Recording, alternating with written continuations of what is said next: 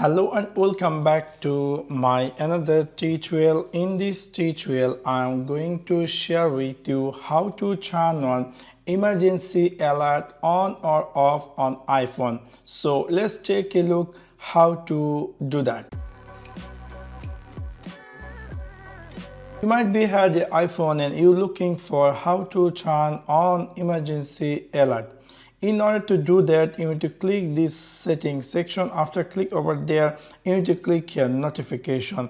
After click over notification, you need to scroll all the way down and then you're going to find here something say government alert. That means in the area or somewhere if you have any alert, your phone going to be appear the alert. So you can easily turn on this alert.